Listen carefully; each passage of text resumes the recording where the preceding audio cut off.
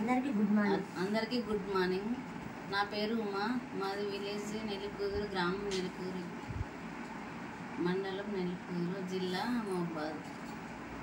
నాకు గత 5 నెలల క్రితం తొండి బొక్క అరిగింది, నరం సతికిందని హాస్పిటల్కి వెళ్ళాను సార్.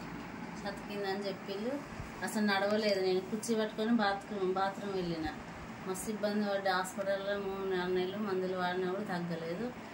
నాకు మా ఫ్రెండ్ ద్వారా మా వెస్టేజ్ మందులు వాడమని చెప్తే స్టేటస్ పెడితే నేను చూసి ఆమెను రమ్మని చెప్పి సార్లను రమ్మని మీటింగ్ పెట్టుకొని ఇవన్నీ నూనె పేస్ట్ ఇవన్నీ వాడిన ఫస్ట్. తర్వాత మందులు తెప్పించుకున్నా. 4 రోజులలో నాకు మంచిగా నడుస్తున్నా, మిషన్ కుడుతున్నా సార్. అసలు అప్పుడు ఒక్క పని చేయగానే పడుకునేది. ఇప్పుడు పొద్దున్న పని చేసినా కూడా ఏం అనిపిస్తలేదు. పడుకోవట్లేను అసలు. మంచిగా నొప్పులు మొత్తం తగ్గినాయి సార్.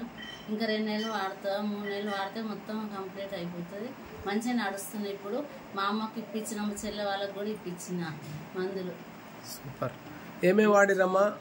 కొలాజిన్, LRG9, కాల్షియం, గ్లూకోమిన్, ఫ్లాక్స్ ఆయిల్, ఆమ్లా,